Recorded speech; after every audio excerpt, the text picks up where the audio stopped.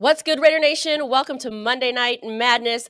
The Raiders fall yet again to the Broncos in their first ever Orange Bowl. And if you're at the stadium, you know what I mean. Monday Night Madness is where your voice takes the mic. This platform is for the dysfunctionally passionate Raider fan to provide their overreactive analysis, provide their emotional persuasiveness, and a chance to be grossly opinionated. When you take the mic, your hot take doesn't necessarily reflect the beliefs of all of Raider Nation or of this show. There might be cussing, arguing, and fans appearing on camera that aren't camera ready. Everyone is welcome to take the mic and join the madness.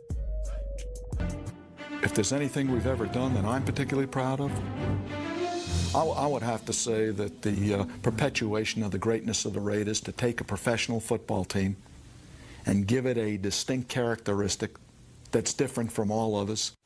I think this journey is the most special because there's not a lot of people that have the opportunity playing in high school and college and then pro and then being injured and then starting coaching as a young coach. Can portray me any way they want because I don't give a damn. I am what I am, and until those people touch me close enough, they'll never know what I am. If they want to see me in this interview or in a newspaper article and say, what's the matter with this guy? Let them say it. But don't you analyze me and don't you tell me what I am until you get close enough to understand what I am. Then you can make an analysis of me. But don't you dare do it until that. Clicked in my mind that if you just run through somebody's face, a lot of people ain't gonna be able to take that over and over and over and over and over and over and over and over and over and over. Run through a motherfucker face. The mental side of the game is taking me to the next level, and it's true confidence. It's feeding your brain elite of elite. And as I always talk about, 1% and more is required, and I always say these things, but it's what I live. I see it everywhere I go because you have to constantly train your mind for greatness.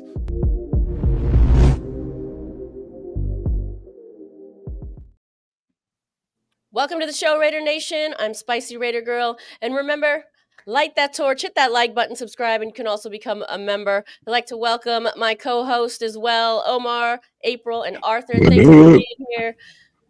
Well, we suffered another loss. It's been a tough loss. And, we're going to go over some of our hot takes here. There was some positives, though. Caleb Rogers shines. Mad Max continues to dominate. The Raiders right now have the number 2 draft position, and that can change come 3 weeks when they play the Giants. Yeah. And if you're at the stadium, you know what I mean for this.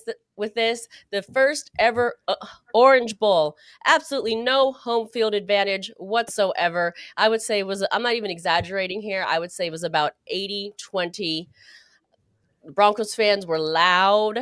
I heard that on third down. If I was by the torch getting a drink, and the crowd goes wild, so I go running thinking the Raiders are going to score a touchdown. Nope, it was the Broncos. That's how it was. But we are going to get into all of that and more. Remember, this is the show where we want to hear from you. You don't want to hear from us, so take the mic and join the madness. The link is right there, pinned to the top. Where do we start?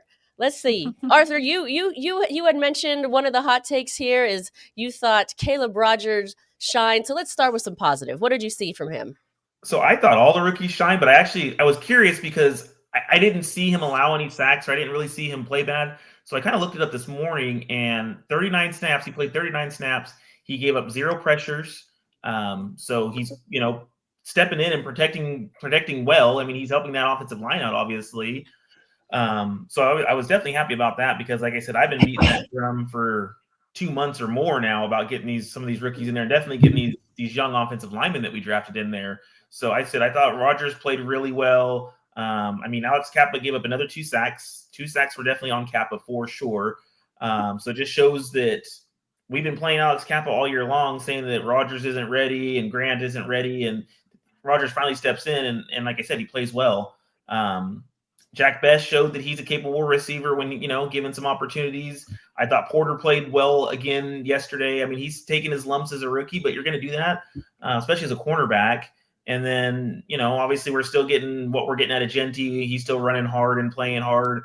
Tonka Hemingway had a sack.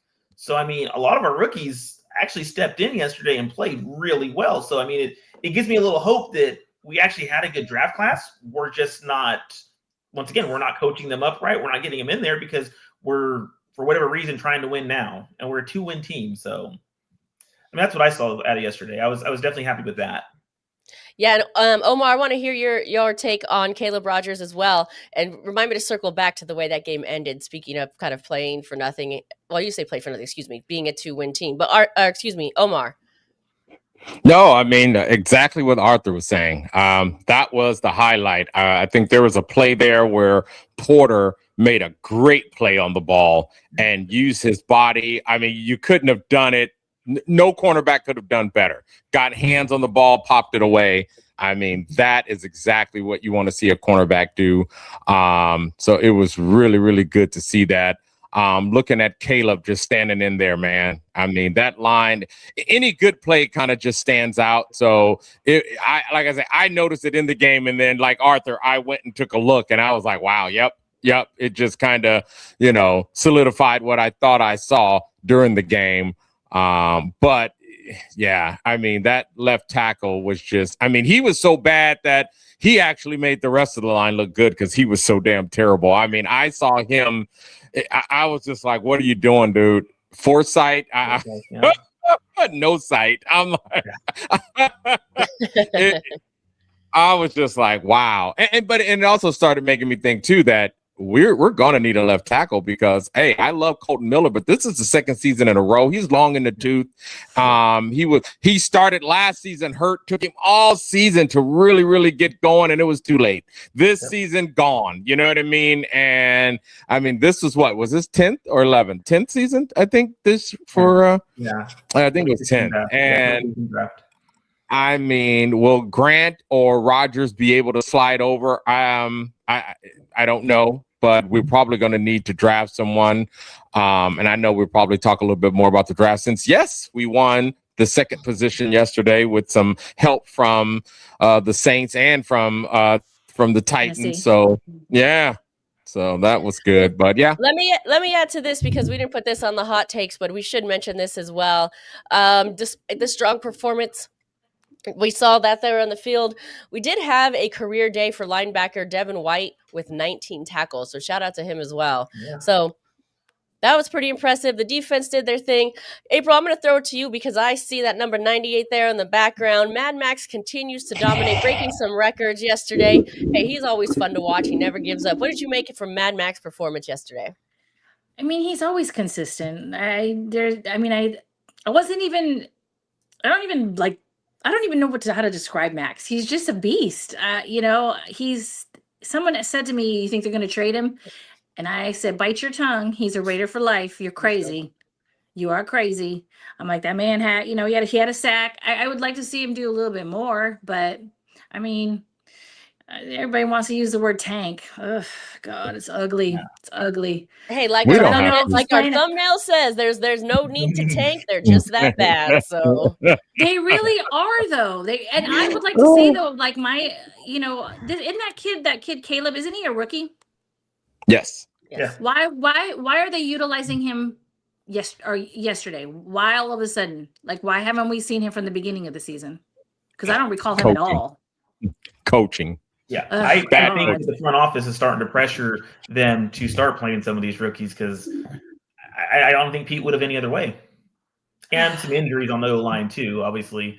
And there's a lot of the draft class had a lot of play opportunity. We saw Besh get in there. Yeah. We saw a lot of and be impactful, make good plays. Yes. I mean, we can pivot to where we want to go next, but I think what we need to always mention is we're still let's talk about the implications of Geno Smith being out for some of that game. We saw Pickett come in. It was great. Yeah. And Geno had a lot of bad throws. The Raiders were able to. There were some great catches by Bowers. There was throws behind on one attempt to, I think it was Trey Tucker. So there was a lot of bad throws in there. But I'll just say this: even though Pickett went in, and if you compare the numbers, Pickett did better. If you compare the numbers, But I still don't think I still don't think there's this like controversy of who the Raiders quarterback is going to be moving forward. I think Pete Carroll is sticking with Geno for the last remaining games here. Just real quick, we don't have to go too in depth with this because we kind of beat a dead horse about Geno every week. But what do you think overall? Do you think because Pickett came in and did just as well, do you think there's going to be a change now moving forward? April, I'll start with you. I do actually. I think Kenny came in and what did he have? 97 yards. He had a better passer rating than Geno. I mean, they got a touchdown with Bo Jackson's nephew. Yes. What is happening right now with the Raiders? But I mean, I don't know.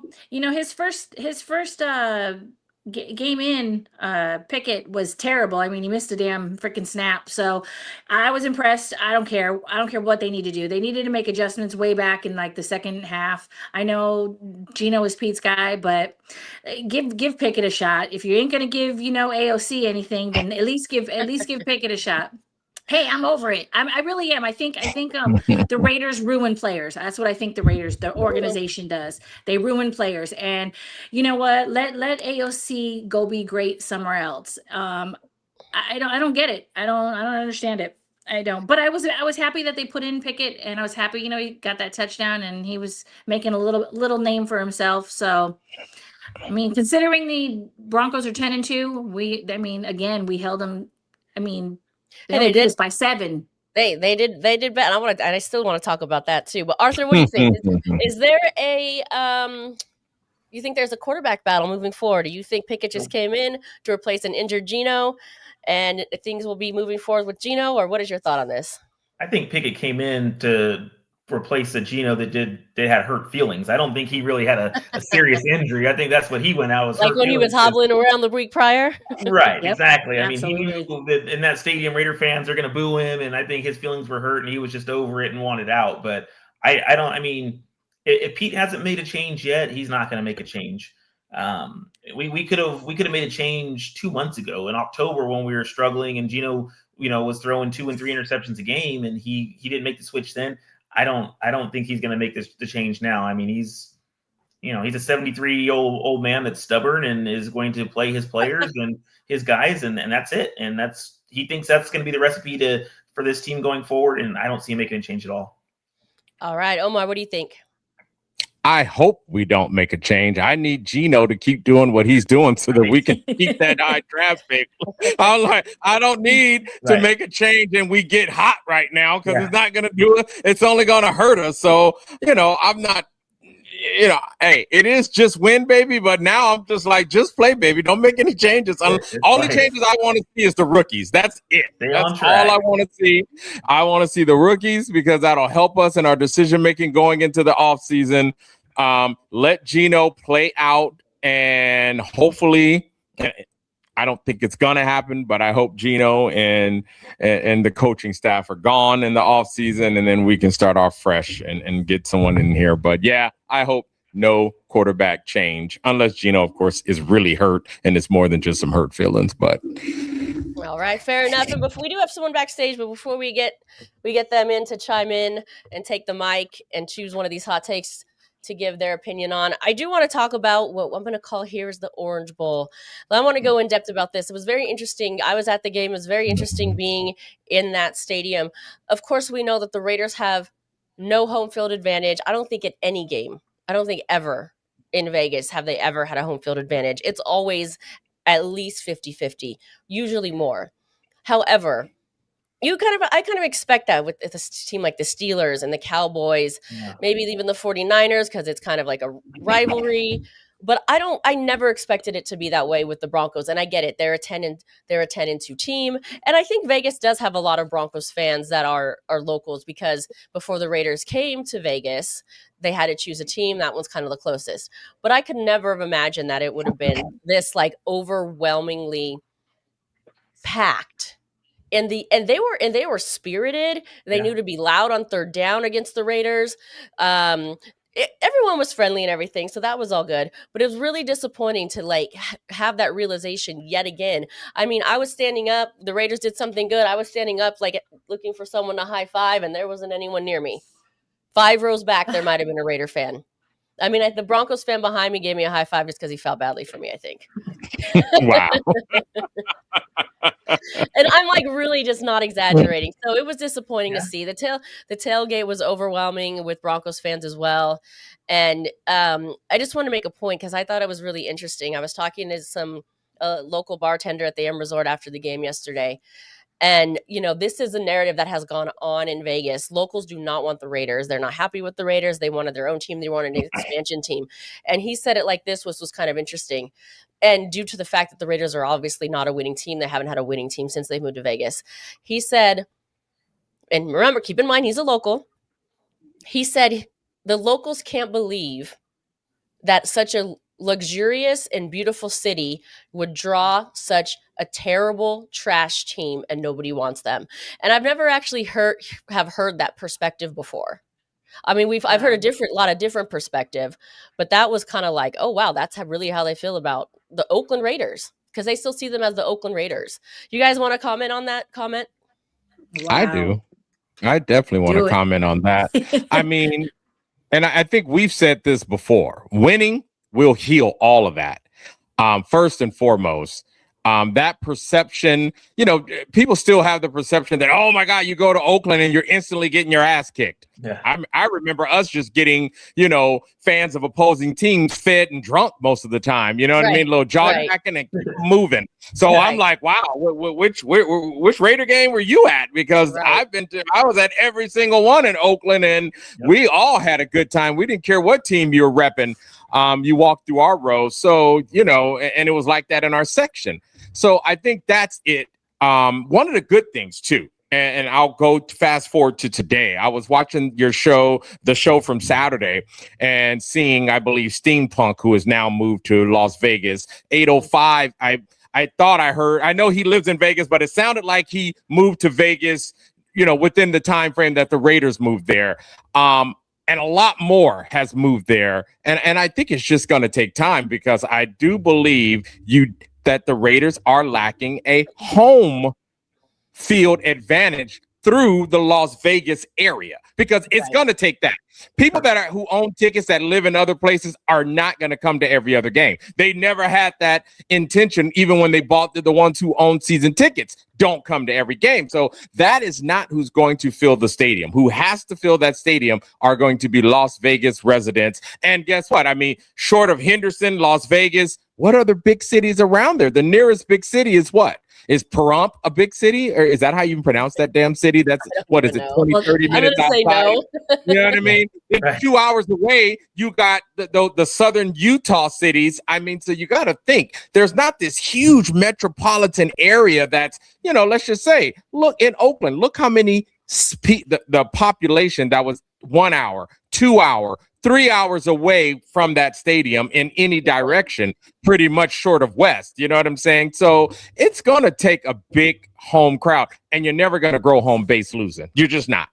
So that's what I say to a fan like that. His only perception is a losing team that was in Oakland, and we heard everybody talk about the stadium, you know what I mean? And it mostly got a lot of bad reputation, I believe, from when the A's had all the flooded dugouts and where locker rooms were flooding and things like that. You didn't hear that happening, but we had the infield dirt and whatever. Well, I would just like to say a few weeks ago when it rained in Vegas, Allegiant Stadium was leaking from the rooftop. So if that was Oakland, people would be calling for the trashiest stadium ever and for it to be burned down. But either one of you like to, either April or Arthur, like to comment on the locals' comment?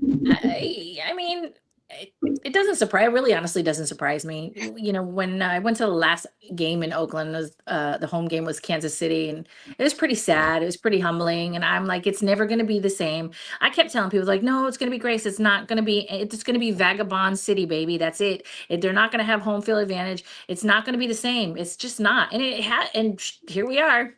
How many years later? Almost 8, and it's not. It's just not. It's sad. It's really sad, and shame on the locals for saying that because I've been to a lot of Oakland games and it's lit out there. It's a fun time.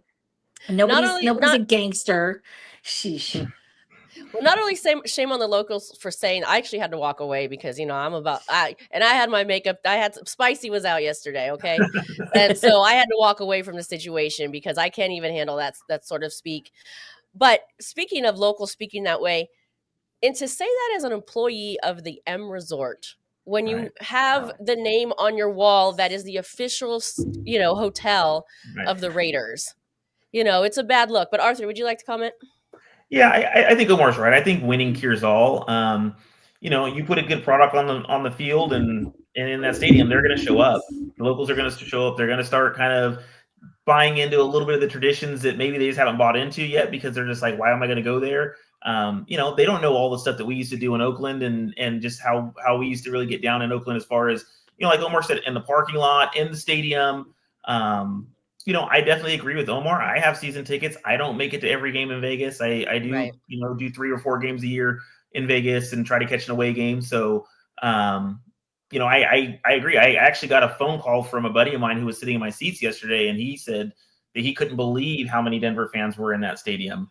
So I think we all knew going in that it's going to be a destination stadium for a lot of away teams. I mean, let's face it, if you're a Chicago Bears fan and your team's playing in Vegas in December, do you want to buy tickets to the Bears in Soldier Field in December, or do you want to do a boys trip or a fun couples trip to Vegas in December? You know what I mean? Like, that's a no-brainer. Like, you're not going to sit out in the cold, or you're a Buffalo Bills fan or whatever. Like a lot of these cold weather stadiums, those guys are all going to jump on it and go to Vegas for the weekend and hang out and have a fun trip in Vegas and then watch your team and fly home.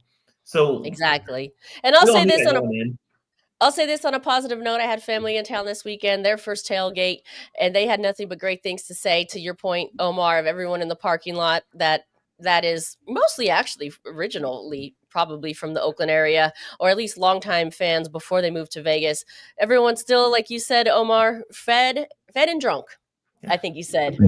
Oh yeah, yeah. Fed There and you drunk. go. And before Wait, is that the drinking game word, or can I'm just gonna drink? I don't even know.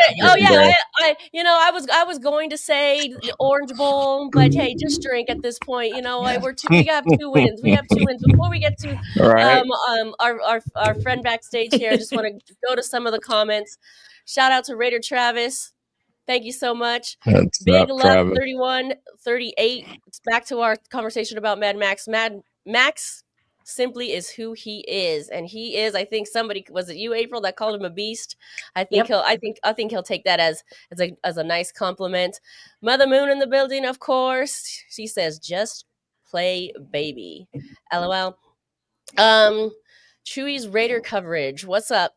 Salute Raider Nation. Although a bad year, we might end up with a number 1 pick, and I guess unfortunately that's what we have to root for at this time.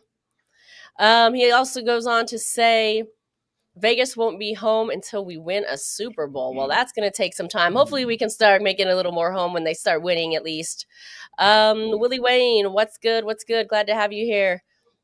Jonathan 7 Studios. Anybody born before very specific here. January 19, 2003 has not been alive for a Raiders playoff win. Let that sink in.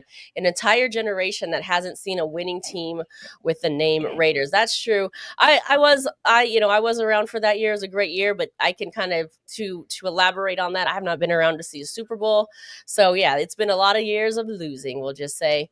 Mother Moon, Omar, you are right on the money. It will take time, maybe 10 years for the state of Nevada to be on board with the Raiders. I think longer. We're in year 6. Yeah. We're in year 6, and I don't see anyone coming around anytime soon. And the sentiment, I don't want to go into this, but the sentiment is the same for the Oakland A's. The locals do not want that baseball team either. They want their own team. Yeah, right. Eric, 28, Vegas metro population is less than 3 million. Bay Area alone is 7.5. All right. Well, and that's huge. That's huge. I think that's to your point. Omar, I think that's to your point there. That's huge.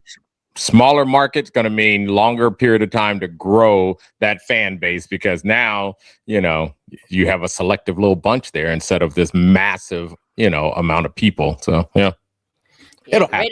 It'll happen. All right. Raider Travis, they aren't saying what Raider Nation is doing to help the city. Oh, elaborate on that a little bit. Joe, Wish the Raiders moved to LA instead. I'm with you. If they had to move Oakland, I would have said take them back to LA as well, but we did not get that.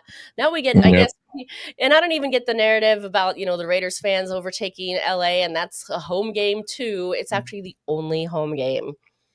And that's even changing. And you know what? That's even changing because both those teams have winning teams now in both the Chargers and the Rams. So that's shifting a little bit as well. I think you'll see more of those fans showing up than we have in the past.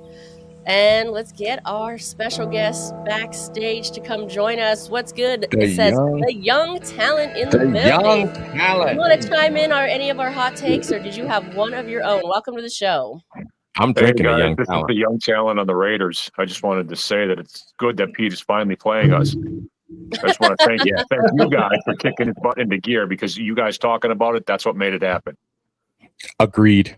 What's up, guys? What's going on, brother, man? I need no introduction.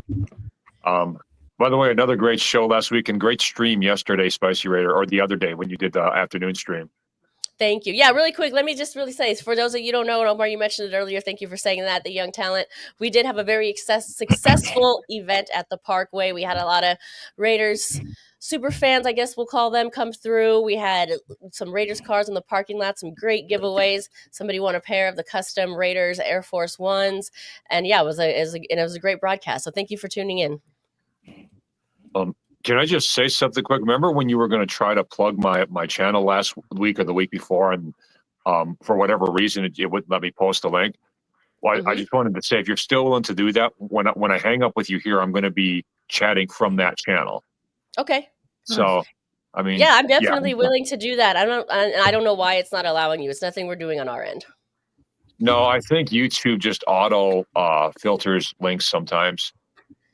Yeah, it definitely does. But Yeah. We got you, man. We'll definitely support your channel.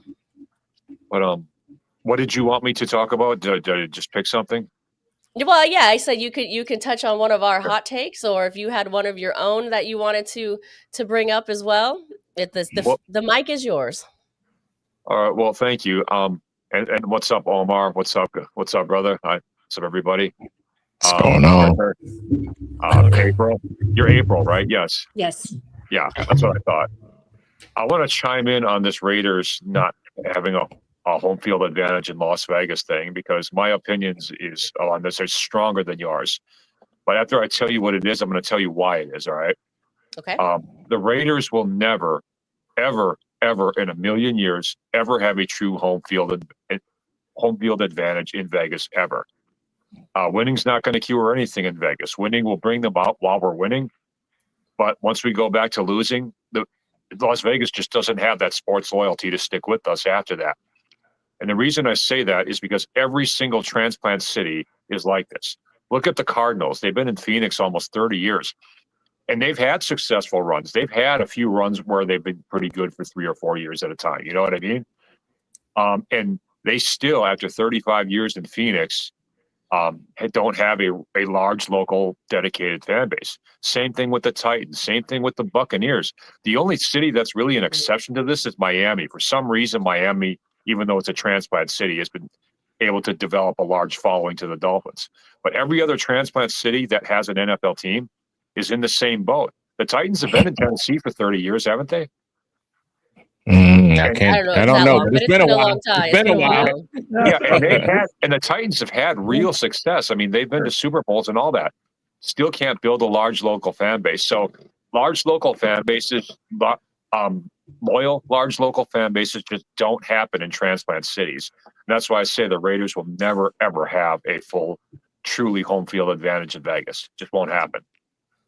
They definitely got their work cut out for it too, because of all the cities you named. I think Vegas would probably be, in my opinion, the smallest market, just because, like I was saying, how far away is the next biggest city, outside of Vegas, Henderson, you know what I mean? If you want to say Boulder too or whatever, but still outside of that little metro area, which I believe Eric put up was only 3 million people. That's it, man. You got 3 hours. You got at least 2 hour drive to Utah and 3 hours to somewhere close to LA. Way further than that. Yeah. 3.5. Yeah, that's the hard part. So even with winning, but I'm gonna stay optimistic though. Damn it, they're gonna do it. Well, it says Houston in years. 1997, playing as the Tennessee Oilers for 2 years before becoming the Tennessee Titans in 1999. So you're correct. It's been nearly 30 years. Almost 30. So I forgot to say this before. I'm sorry. Were you going to say something spicy? Nope, that was it. There are some other big cities the Raiders could go to. I mean, they could go. Albuquerque's a big city. I'm pretty sure it's bigger than Vegas. Plus, there's big cities in California. I mean, there's Fresno and Sacramento and San Diego. I know San Diego won't happen, but you know what I mean. There's San Jose. And even if you got to keep it out of California, I mean, Portland would be a great spot for the Raiders. You know what I'm saying? So it's too much money in Vegas, though. They almost came here to San Antonio. Remember that? Yeah. They almost came here to San Antonio. Oh, Uncle Jerry wasn't having San Antonio would be. I don't know how Texans would react to the Raider way. That's the only thing. It seems like a country. You'd be surprised. There's a lot of Raider Nation out here. It's pretty crazy. It's pretty crazy. Really? Yes. Because Texas is like law and order, and the Raiders are kind of the opposite of that.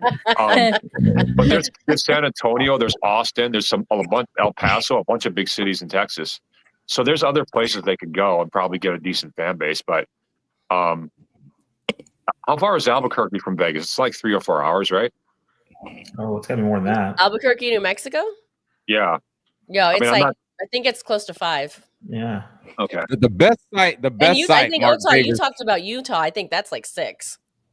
No, Southern Utah too. You got Provo and them down okay. there. I thought you meant like the major city, like Salt Lake. No, I was just trying to think of a decent sized city that's far away. But I think the best place we looked at that we probably should have went. We should have left the Bay. When they looked at Concord, that would have worked. You know what I mean? You were just worried about a freeway. Like, dude, you could build that shit. But I mean, just thinking, he did not do a head count. Like, you should have looked at the population count around your stadium, bro. Because that would have spoken. That would have told you everything you needed to know, because that's going to, I mean, to me, even, and thanks for bringing up Tennessee, because, you know, I've been in Tennessee. I've worked in Tennessee. I've been in the game in Tennessee. And if you can't get a fan base in that metropolitan area, I mean, Kentucky's right there. You got lots of, you know, population density within, let's just say, a 3-hour radius of that stadium. If I think, you know, Arthur, how long it took you to get to the stadium? About 3 hours? Or are you 2 hours? I was 2 hours. 2 hours away. So if you think of a 2-hour radius of a population density to mine a fan base, you know what I mean? Vegas is hard pressed, you know, unfortunately. And like I say, I think just like leaving the Bay, or if you couldn't go to LA, he probably should have started, okay, let me count people. That's where I'm going to go. So, but they're there now. I actually think Vegas could have rallied around an NFL team. They just want their own. Just like the Golden Knights, even you know, we brought up the Aces before, even though they're not technically Vegas's own, because I think they were like the San Antonio Stars or something like that, or I could be wrong. Whatever they were, they rebranded, right? Names. They changed their name, they changed their colors, they changed their logo, so they kind of adopted them as their own. Yeah, but if that's their only argument, though, right? Like I said, I think that's pretty much the only argument. Because people, you know what? I'm not gonna lie. People start off as bandwagon fans and then become hardcore over the years. You know what I mean? I mean, look at the Patriots. I mean, come on. How many new Patriot fans did we always encounter that just made us sick to our stomachs because we were like freaking bandwagon fan? You know what I mean? But a lot of them are still Patriots fans. You know what I mean? Even when they were losing. So I think the Raiders do it. I'm gonna be optimistic. All right, let me throw it over to the chat real quick, and we'll get back into this conversation. It's a good conversation, I think. Mother Moon says the Knights, the Aces are a Nevada team, just not enough people in Nevada to spread the sports love. I mean, that's kind of true too. I mean, these events aren't exactly cheap, right? So even if you go to like an Aces game, I mean, you're still, even though you can go, I can get a $12 ticket, you're going to buy a drink and it's going to cost you $20, and you're going to park and it's going to cost you $40. So nothing is cheap. Travis went on to say, because he wanted to elaborate on what the locals, I think he said for the Raiders, he said what the Raiders do for the community. Wrecking Crew, TBH, TNBC, all the clubs that not only bring revenue to local businesses, but continuously do charity work for the needy in Vegas, probably more than most the Vegas businesses. So great for pointing that out. Raider Travis, always optimistic, 17-0 in 2026.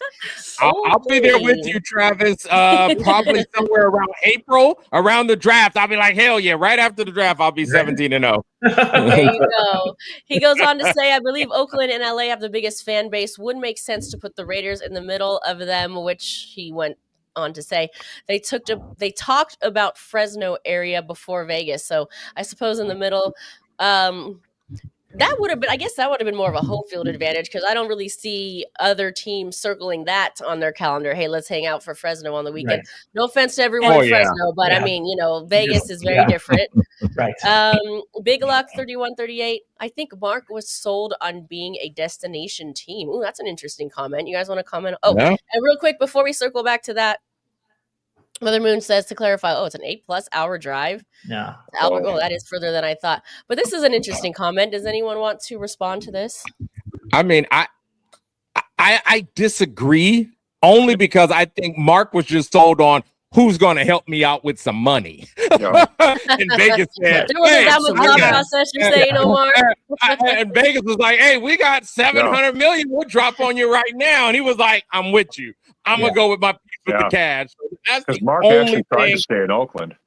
Yeah, I don't think it was because of the destination. I just think because Vegas had the cash and they were willing to play ball with him. So while Oakland was sitting here trying to build free housing or some shit, and I don't know what the hell they were doing. Yeah. So sorry, Okay. not sorry.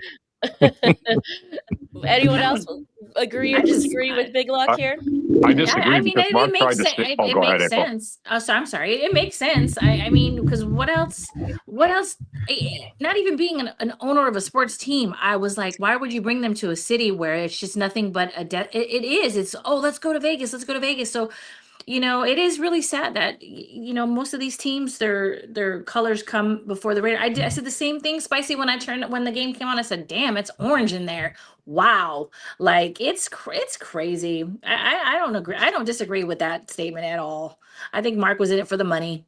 Yeah, He I screwed think up. He screwed the whole city of Oakland over. It's just nuts. It's nuts. He was looking for somebody to build him a stadium, and I Vegas stepped up. I think you already mentioned it, April. If San Antonio would have stepped up and said, "We'll build this big, nice new $1 billion stadium," he'd have moved to San. I mean, he was just Oakland wasn't going to do it, and he Honestly, if Oakland would have stepped up, yeah, that had a lot to do with John Fisher, and I know that from what I know, those two owners don't get along, and John Fisher can whatever. Right. I don't even want to get into Wait, that. is that the A's guy? Because That's the that A's was owner.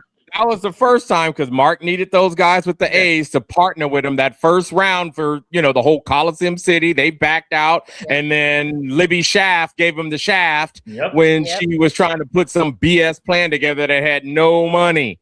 Yeah, no money. Anyway. Did you want to comment on that as well before we let you go here? Yeah, I disagree. It's because Mark, from everything I know, Mark tried his darndest to stay in Oakland.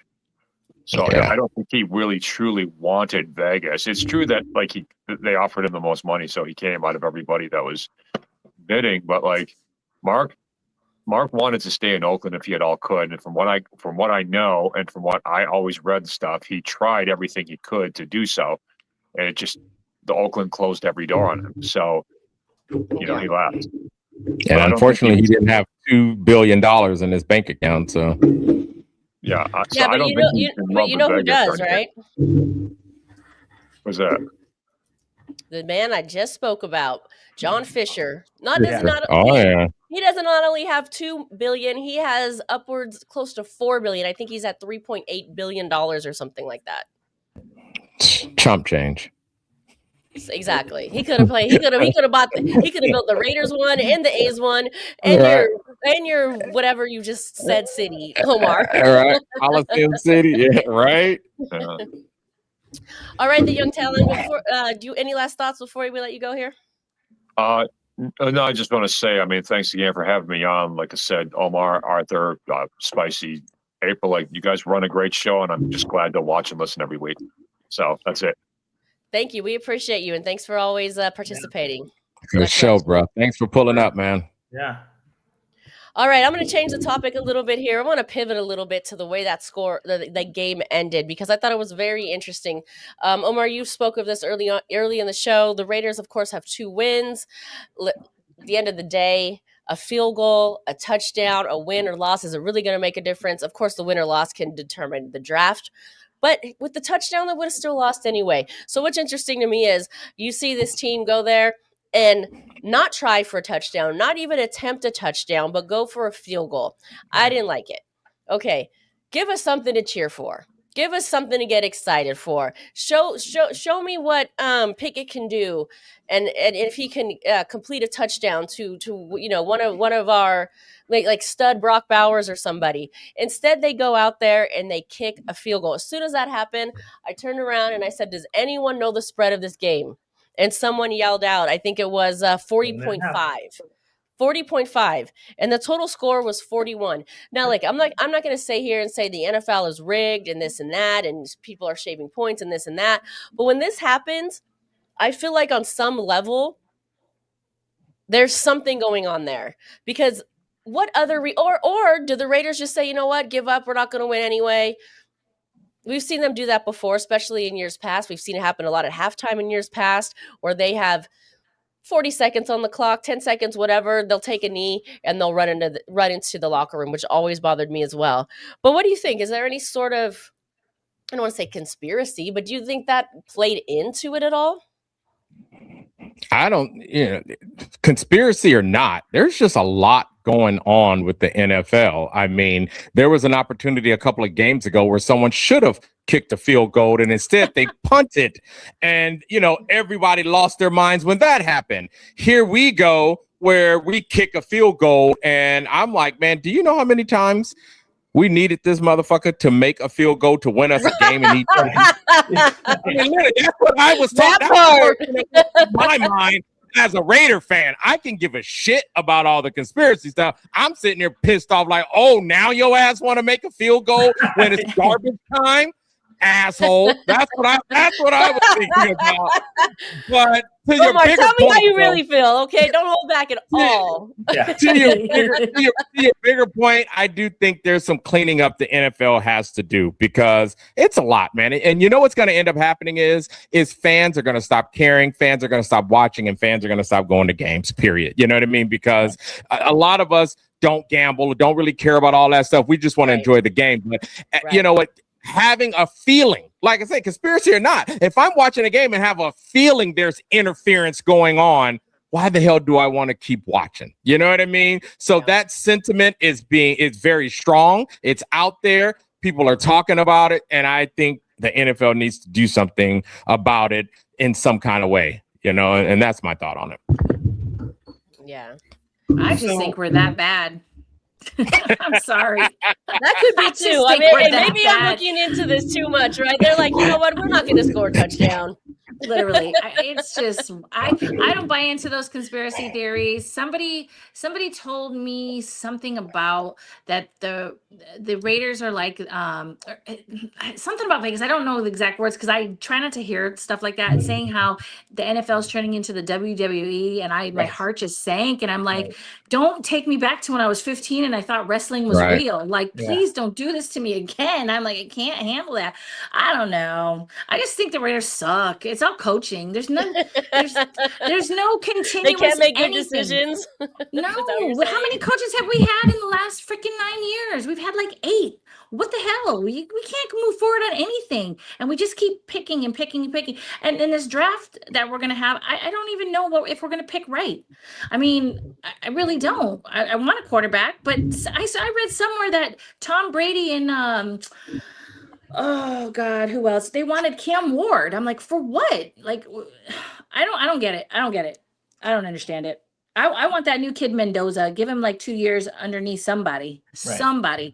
And then in his third year, put him out there. I just don't get it. I don't understand. Underneath who though? I'm not sure Geno's I know the best that's mentor, what I'm saying. but I get what you're saying. I get what you're saying. Behind a good quarterback coach. Honestly, when they kicked the field goal yesterday, that's the first thing I thought of, Spicy, was, okay, what's the spread? Okay, now they just covered the 7.5. The over-under, like you said, was 41. They hit that. But as I kind of started thinking about it today, and I mean, I do watch a lot of the press conferences. Some of the things that Pete Carroll has talked about in some of his press conferences is losing by double digits. He wanted to get that down. So I don't know if it's one of those things where, he knows that we have this many double-digit losses, and he just wanted to get it under, make it a single-digit loss and make it look a little closer. Oh, so he did a cover his ass kind of move. CYA, baby. Absolutely. It's not a double-digit loss. It's, we lost by one score. And right. Score. So, oh, man. Right, so that's the narrative, right? Pete only lost by one score is what he was going for. Right. It wasn't a blowout then. Okay. Wasn't a blowout. Right. Wow. Wow. What else can you say when you kick a field goal with 5 seconds to go and, you know what I mean? You're down by 10 points. Like, you're not going to go for a touchdown and you really run your field goal unit out there. Like, come on, there's nothing else you can say other than, well, hey, we're just trying to make it look a little closer than what it was. Yep. And that's where we are. I mean, we are. Everything's, with the NFL. I mean, look what we're seeing it all play out in the NBA where coaches are getting popped for shaving points and have, you know what I mean? So, yeah, I hope the NFL does kind of look at this and clean that up a little bit. So. All right, I want to pivot a little bit to these draft picks that are coming up right now. As we know, the Raiders stand at number 2. The Giants game, is 3 weeks away, correct? So the Giants game, that game could be, I don't know how to say. What's the opposite of Super Bowl? The bad bowl. The bad bowl. The terrible. The terrible. There we go. That could determine who ends up with the number 1 draft pick, that one game alone. Maybe something to look forward to. But April, like you said, the Raiders haven't been super successful overall in drafting. I would say, in the past couple, maybe 2 years they have. Yeah. But let's look at who they play. So the Raiders have the Eagles and then the Texans, and the Giants have the Commanders and the Vikings. So what do you think? With those two schedules, we compare them. Do you think it's actually going to come down to the Giants Raiders, or do you think at that point the Raiders are already going to own the number 1 spot? We're already going to own the number 1 spot. There's no way we're beating the Eagles. And the way the Texans played yesterday, no, ma'am. I think the Giants can beat either one of those teams. They can beat the Vikings or the Commanders. So, those are 2 winnable games on their schedule, where Houston and Philly is not a winnable game on our schedule. I agree. Really quickly before you comment, Omar, I just want to give a shout out to happy belated birthday to Jay Jackson. Much love, and I was happy to celebrate with you over the weekend. Omar, what do you think? What's it going to come down to? I think it will come down to that game against the Giants. I mean, the Eagles need to beat us. The Texans need to beat us. They're trying to get, better position for the playoffs. So for them, it's still a must win. The only game to me that could be that question mark is at the end of the season against Kansas City. You know what I mean? Because Kansas City, I believe, aren't they pretty much eliminated? Oh, they're about to be. They're not yet. They're not officially yet. You know what I mean? But they're about to be. If we don't take out Geno and we just play, we'll cruise right into it. But here we go, guys. Honestly, I kind of hope it comes to it. Something to look forward to, something to cheer for that game, I guess. But if we're looking at a quarterback, having the Giants at 1 and we're at 2, we're still in good position because the Giants already got their quarterback. They have their quarterback of the future. So that's all I was kind of thinking about, is saying, okay, if there's only 2 top quarterbacks and if we are going to pick one, who are the teams that, would be okay in front of us? And the Giants is one of them. So yeah, I think we'll be fine. And and my big point is our last 2 first-round picks have been good. Yes. So I'm thinking we're good for the trifecta here and have a really good first-round pick in 2026. And so a very different team choosing those individual picks. This year, and it could be even different next year. Yes. Yep. I don't think. I think the GM is safe. Unfortunately, I do. I even think Pete Carroll probably going to go anywhere. I'm not. That's because I'm just not sold on Spy Tech. You know what I mean? Yeah. But I won't be mad. It won't be. I'm very impartial whether he stays or not. But I think he is safe. I'll feel worse if Pete Carroll isn't fired. I'm like, because I do think he's earned it. So I don't have a problem with Spy Tech. I think he's built an awesome front office, and honestly, I just feel like he took this year as a year to kind of see what's going to happen, get some things in place. So I don't have a problem with Spy Tech. I think the guy is a pretty smart GM, and like I said, he's built an awesome front office. So as long as Pete's gone, which I I anticipate him being gone at the end of the season, if it's wishful thinking or not. And we can actually get in a coach in here that, is a competent coach and it can actually work with the front office, because I know there's a lot of headbutting going on between Pete and that front office. I think we can do something in this draft. But why do you think? Okay, so like, who? So Pete, we already know Pete's going to be gone. Who's going to come? I'm not so sure. I'm not so sure he's going to be gone. Yeah. Unfortunately, I'm with Spicy. I want him to be gone, but I don't think he will be. That's the thing. That's the thing. When you have the number 1 pick or you have a top pick, you're going to be second or third in cap space. That makes that job all that much more. Makes a little bit more of a job that coaches are going to want to come in and do. They're going to be like, okay, I get to pick my own quarterback. My franchise quarterback. I have a lot of money to spend. If me and the GM can work together and actually spend the money in the right way, I mean, that's an attractive job. It's not like before where we're between 5 and 10th in the draft. We're middle half or bottom half of salary cap. I mean, we have a lot of things going our way. Like I said, I think this last draft class is showing that it's a pretty good draft class and that we have a little bit of talent there. As long as we can get some people in there to coach them up, we spend money the right way in the offseason and we draft well, having a top draft pick, that makes that job much more attractive. All right, well, let me throw this to you out. April, you brought this up, so I'm just going to throw it out there because the rumor and the buzz has been, which I'm not sure I believe, but let's talk about it anyway, that, listen, this compete era is not going well, and they are not competing. And as we know, it's been a carousel of coaches over the past few years. Could Mike Tomlin be the answer to the Raiders' coaching issue? Because I've heard those rumors flying. I don't know if I think it's going to happen. As we know, he's been very successful with the Steelers over the years. But what do you guys think? Is that a possibility for the Raiders? I think it's a wet dream.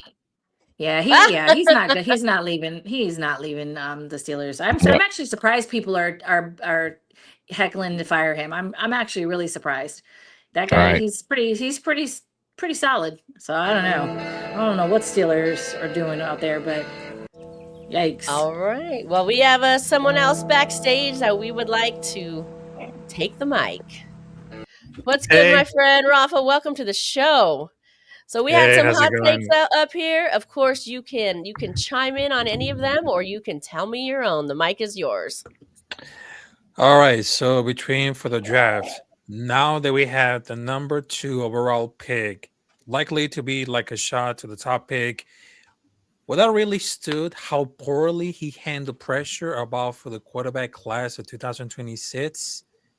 I didn't see much to how to be excited, because right now, if you're talking about Fernando Mendoza, he's really good because he had 3 impressive throws in the game, but all of them, they're pretty much a result of the wide receiver either beating the defender right off the snap or making an exceptional catch in one-on-one coverage, because I understand they need to adjust like expectations coming up there.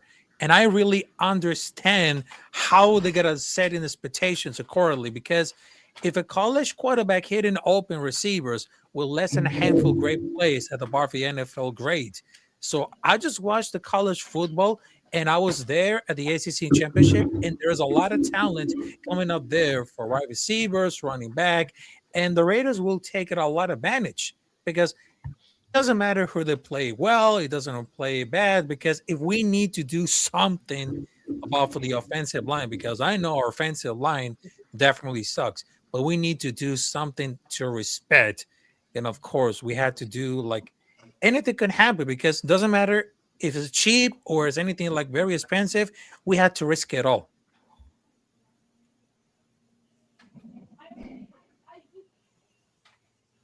Anyone like, did you, okay, no, sorry, I thought you froze for a second. Anyone want to comment?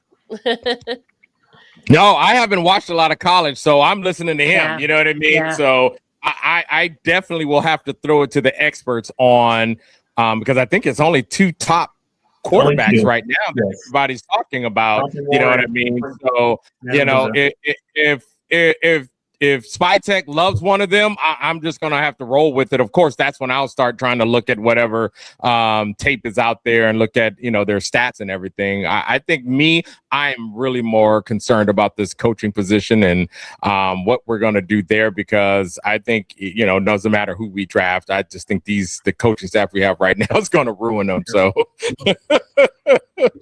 and I'm with this. Pick your QB in the first round and let them sit. Yes. I would talk about that. I don't care which coach it is. I would roll with, I don't know if, does Pickett have, do we have him under multiple year contract, or was he on a 1 year when we grabbed him? I don't know. But if he is, let Pickett, AOC, and then battle it out, and then let the rookie sit. You know what I mean? I'm with that. I'm about that life right there, because that has been proven more that you don't ruin these guys and let them, learn the game. So I would definitely love that. And I saw some people saying no to Tomlin. I think Tomlin's a wet dream, but I would love to have Tomlin. I saw somebody talking about Mike McCarthy.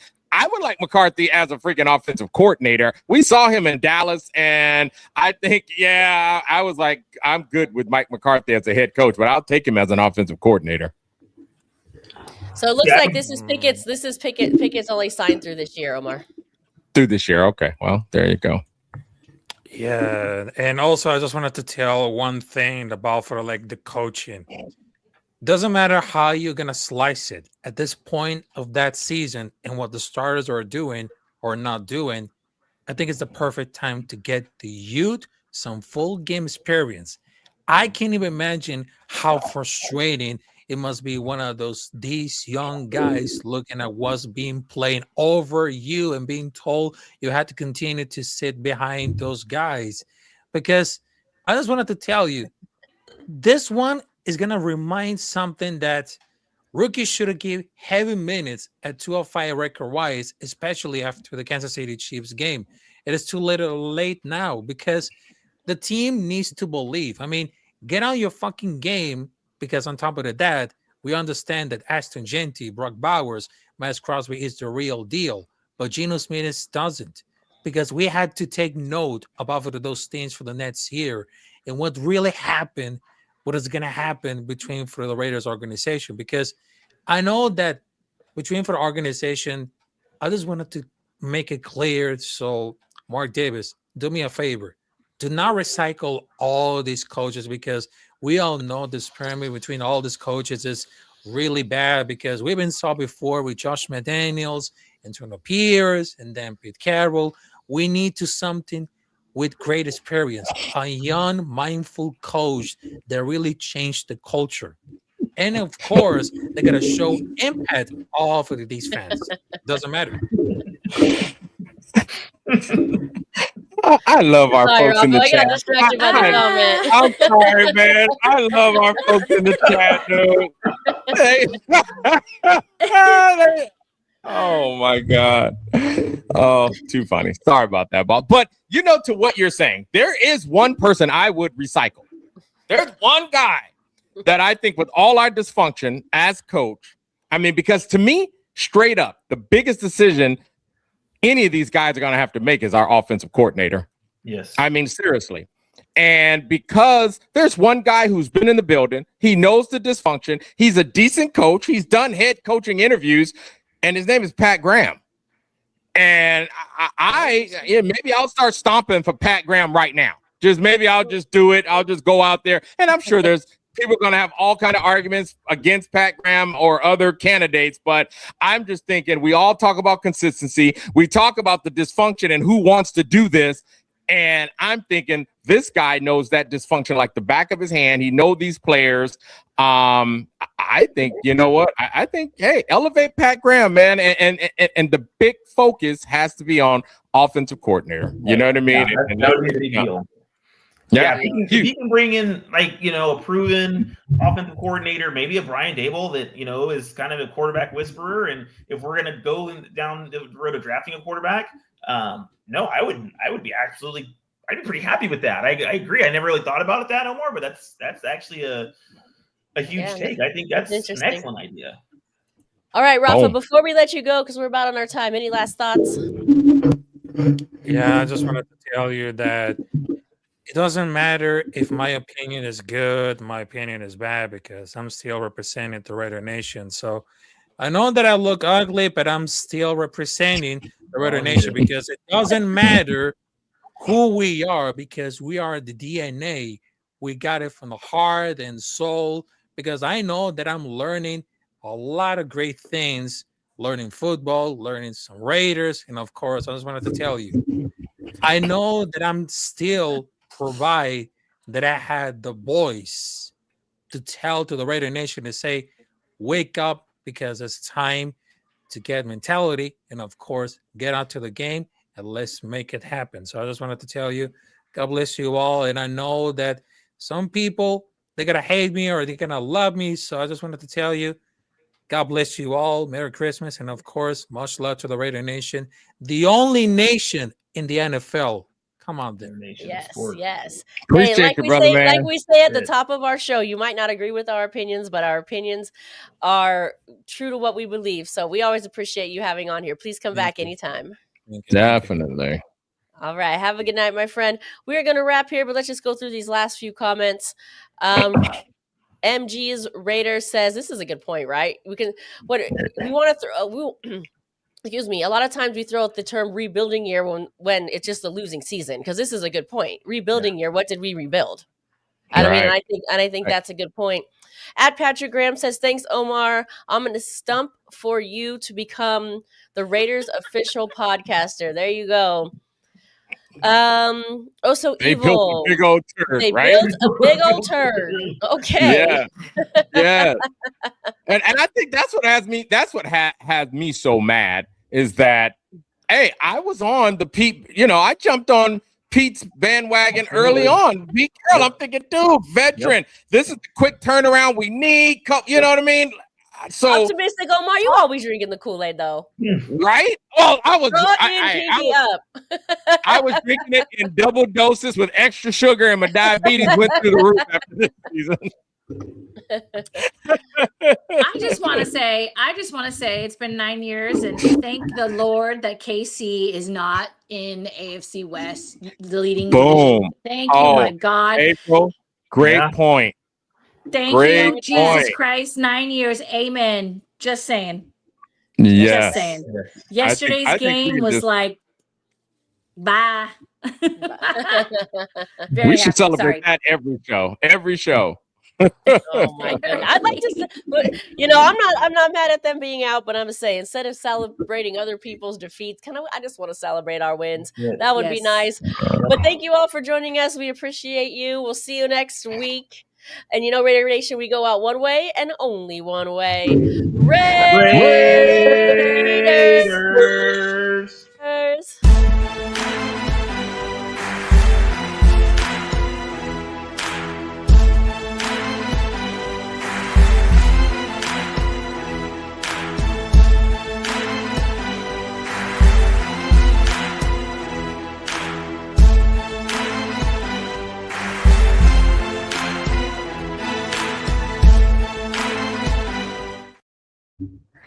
Good show, guys. Bye, everyone.